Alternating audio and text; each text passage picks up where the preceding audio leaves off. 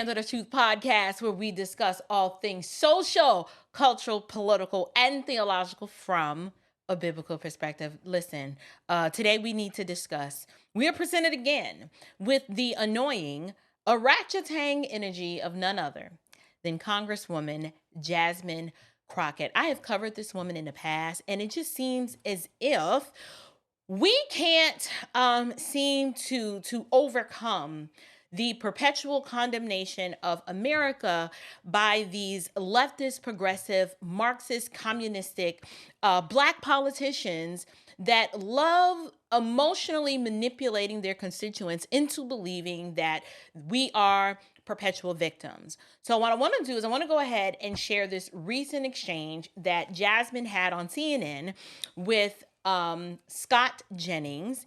And I want to point out something important that I'm hoping one day we can get past this. I don't know if we will, but it's a little piece of advice.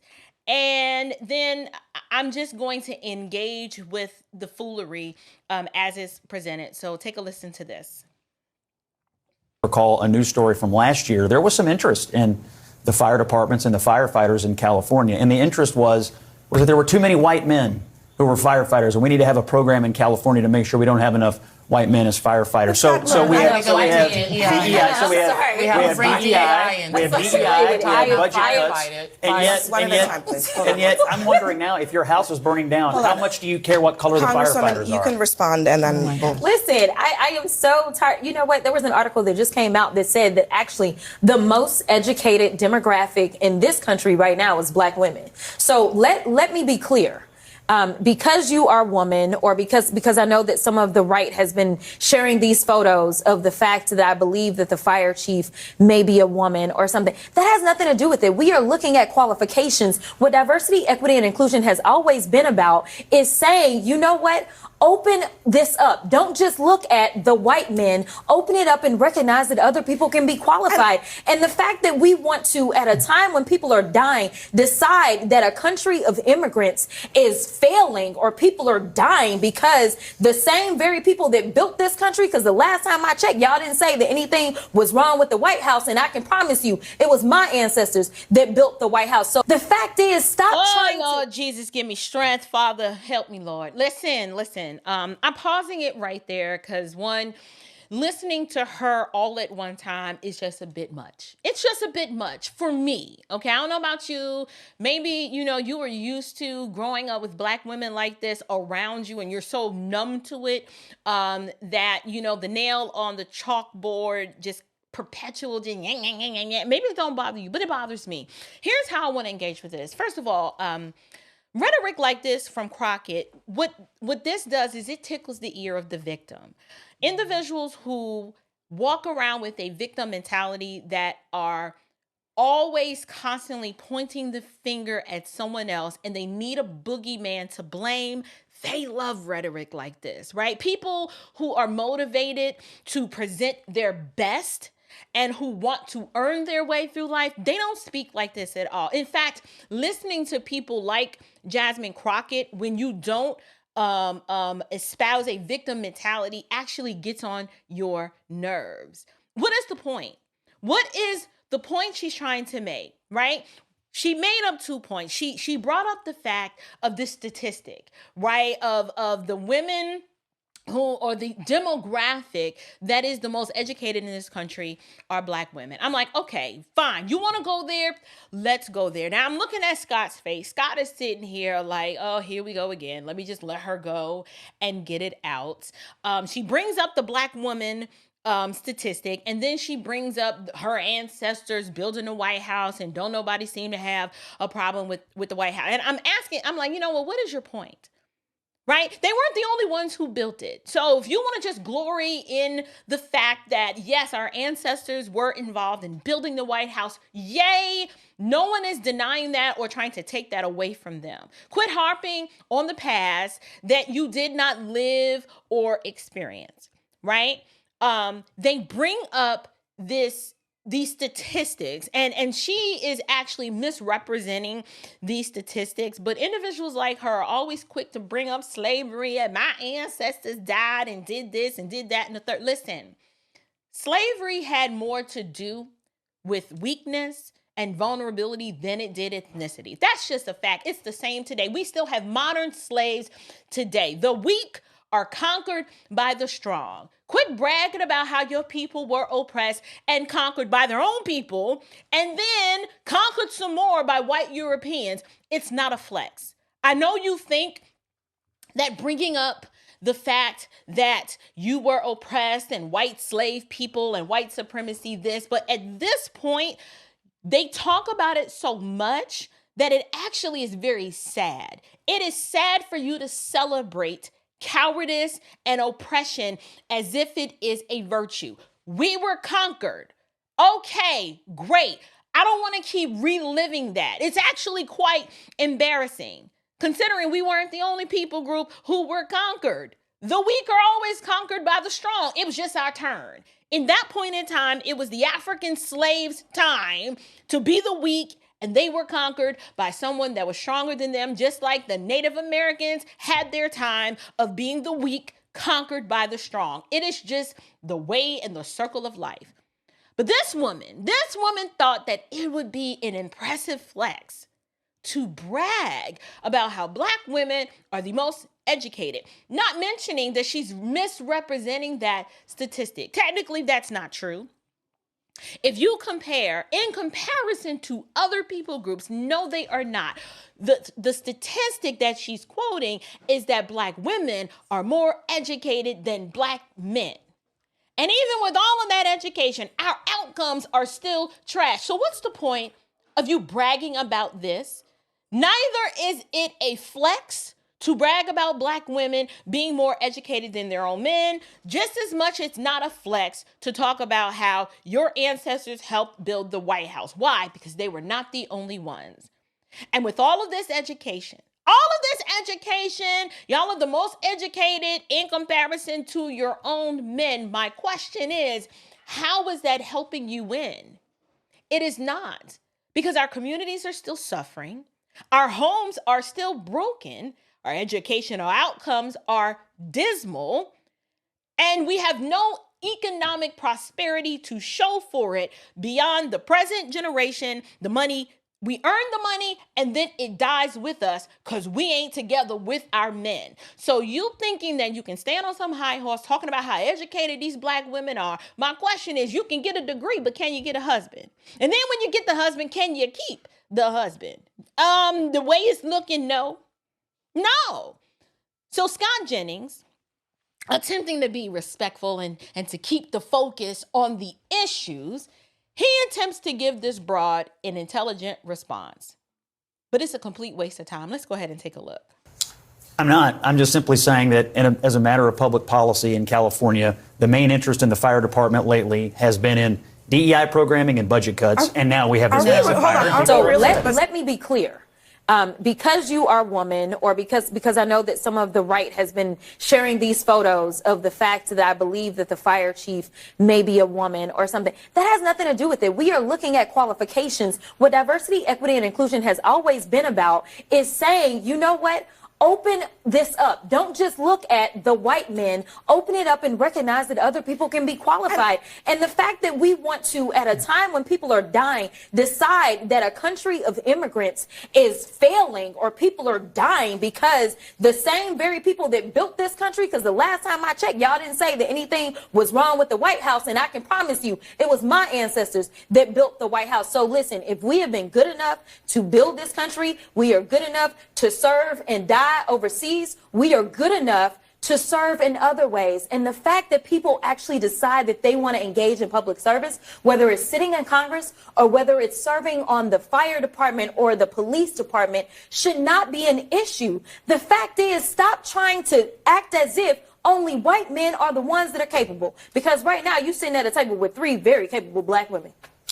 I'm not. So notice how she never really engages with the substance of the argument, which is an overemphasis of DEI is not helping us because these individuals who we know are in their positions of leadership because of DEI are failing, not because they earned their way on merit and were qualified, and they are just down on their luck. That is not what is happening. What is happening is that these leftist progressive policies, which overwhelmingly stress and emphasize diversity, equity, and inclusion, these programs end up costing us in realized and unrealized consequences, because at the end of the day, they are prioritizing the wrong thing and they are majoring in the minors. Actually, they're majoring in the insignificant.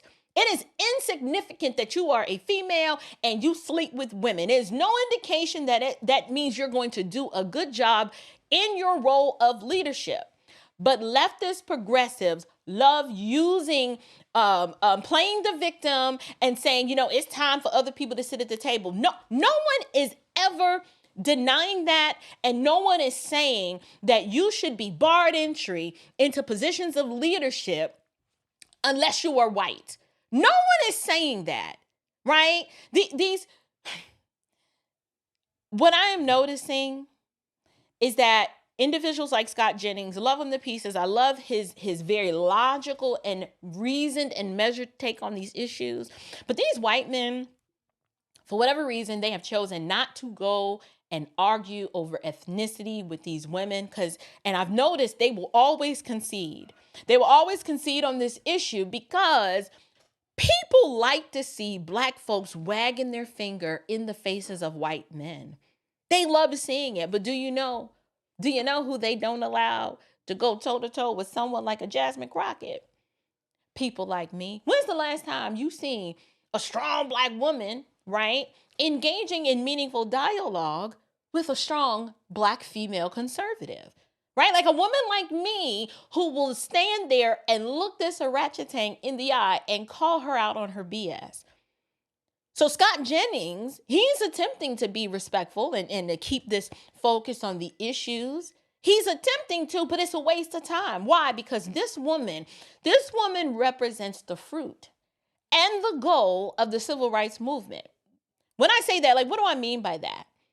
Well, when we just examine the outcomes of the civil rights movement, and if we look at every strategic step that was made in terms of demanding rights and entry into certain spaces, what we've discovered is that the goal of that movement was to ensure that Black, Marxist-minded communists were placed into positions of power in perpetuity. That's what she is. That's what she represents. Every policy she supports proves this to be true. Proves it to be true. She is the very definition. She is the definition of what I just described, but not in name, but in theory and in outcomes and in actions, right? Like, for example, if you ask Jasmine Crockett if she follows Marxist tenets or if she'd consider herself a communist, she would say no, right? It's like a woman who claims that she's not a prostitute, but everything that she does demonstrates that she sleeps with men for money. It's the same thing. Communists will never admit to being who they are. That's part of the shtick. That's what makes them so dangerous. This is why socialism has been renamed progressivism. Because you have to play with words and redefine and reimagine these concepts in order to sell them to the American people. And sadly, Blacks overwhelmingly, they buy into Jasmine Crockett and her rhetoric because, one, they don't know what communism is and what it looks like. And two, Jasmine is every Generation X auntie or cousin or niece who appears to be smart and assertive, but she's really dumb as a box of rocks. She's not that smart. She's just like these female preachers running around in somebody's pulpit. Everything is fake on them. And then she's just on the mic selling hopium and a promise of a better life, all the while running her majority Black district into the ground while she enriches herself on the backs of her own people. Her, Maxine Waters, James Clyburn, the late Sheila Jackson Lee. This chick right here is the new school version of those Jerome Crow Negro sellouts. And I have zero respect for her because she knows exactly what Scott Jennings was attempting to say when he's like, listen, I don't even know why you bringing up black women being educated. And he ain't say nothing like that. What he is saying, see, they can't have a substantive conversation about the failure of diversity, equity, and inclusion, because then it would implicate themselves in the whole disastrous outcome. What do I mean? Everywhere they rule. And I don't care if this offends people, but somebody has to say it. All of these major inner city municipalities that have black women at the helm, or other females of other nationalities of origin that are celebrated because they're either lesbian or female or they're trans, all of these cities are run into the ground. They all operate in budget deficits. Their educational outcomes are bad. The crime is high. No one wants to live there. People are fleeing their communities in droves. Look at New Orleans, right? Look what happened with Chicago. Now, Chicago had a black lesbian mayor. They voted her out after one term, thank goodness. But look who they put in instead. They put in a communist, Brandon Johnson, who's not that smart. Now, he doesn't happen to be female, but he is black. Karen Bass, right? You have the mayor of D.C., Muriel Bowser, horrible. We have so many examples of these DEI hires in positions of power that are screwing up royally. Fonnie Willis, right? Letitia James. All of these individuals have one thing in common. They are far left progressives with horrible ideas. They are only there in their positions of power because of their ethnicity or alleged ethnicity, Kamala Harris. But their leadership has been horrible and we are worse off. So bringing up this point that black women are the most educated, they're not more educated than other people groups. They just so happen to have a leg up on their own men, but it still isn't causing better outcomes. So it's not a flex. Instead, she should have engaged with the argument that these wildfires, yes, it is sad. It is sad that people have lost their homes and their livelihoods. But if we don't have a substantive conversation behind why, by looking at the leadership that failed to plan as if this was news, that wildfires were going to happen, we need to have a conversation as to why was water not readily available. Why was water not readily available? All you can do is prepare and plan and do what you can do. And in this situation with these wildfires, the leadership in place failed because they're too busy trying to figure out how to recruit more women who are lesbians, or more men who believe they're women, or more black women who want to check another intersectionality box. It's just foolishness. And it doesn't help our country one bit to listen to her divisive rhetoric. And they keep giving her a platform because the left-wing propagandist type media, they love seeing this kind of discourse. The angry black woman wagging her face in the face of the white man who knows that he really can't say what he want to say to her ratcheting behind, because then he'll get labeled and called a racist.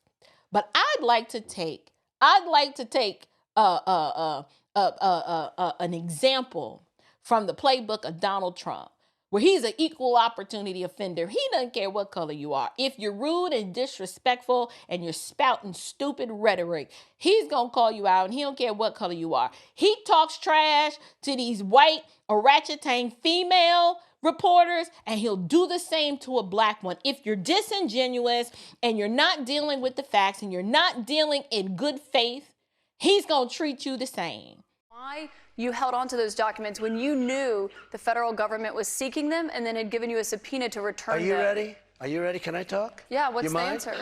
Do you mind? I would like for you to answer the question. Okay, it's very simple to answer. That's why I asked it. It's very simple you're a nasty person, I'll tell you. Well, Chris, I am on record as saying that we need to put more money into the Social Security Trust Fund. That's part of my commitment to raise taxes on the wealthy. My Social Security payroll contribution will go up, as will Donald's, assuming he can't figure out how to get out of it. But what we want to do is to replenish the Social Security Trust Fund.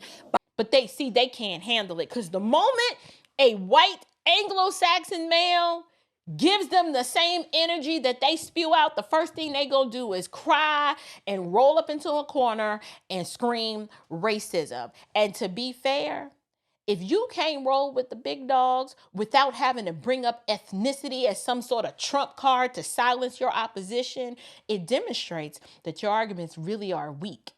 They're weak and they lack substance. And so you have to pull the trump card out of racism and sexism and misogyny. It's because you have nothing else. It's because you have nothing else. So let me know what you guys think. This exchange between Jasmine Crockett attempting to bring up race where it shouldn't be part of the discussion, but she can't help it because she's a communist and she's a Marxist, and everywhere they go, they just breed chaos and division, and they don't bring solutions. They don't bring solutions. She's bringing up stuff that don't have nothing to do with nothing. Her ancestors building the White House. And what's your point? Don't nobody care. Nobody cares. Nobody cares. And two, it's not a flex to bring up the fact of your oppression everywhere you look, right? If you want people to treat you as an equal, step up and they will respect you if you quit crying victim all the daggone time. Come with some better ideas, and then perhaps you might make some headway. But we are not going to be able to move the conversation forward and move past all of this ethnic partiality if we continue to allow women like her to engage in a disingenuous manner, thinking that this is a flex, because it's not. And so those are my thoughts on this. I'm tired of black women like this. It really, every time you look at them, everything about them is fake. The persona is fake. The bravado is fake. They're really just weak, simple-minded people that use this to their advantage because it's working. And I'm waiting for the day for CNN to have an orangutan like Jasmine Crockett and then a black female conservative who ain't afraid to tell that chick about herself and where to go and how to get there. I want to see that kind of exchange. Because we can't have a policy discussion unless we deal with the issues and leave the victimhood at home. Leave the victimhood at home. But what do you guys think? Let me know down in the comments below. Until next time, you guys, grace and peace.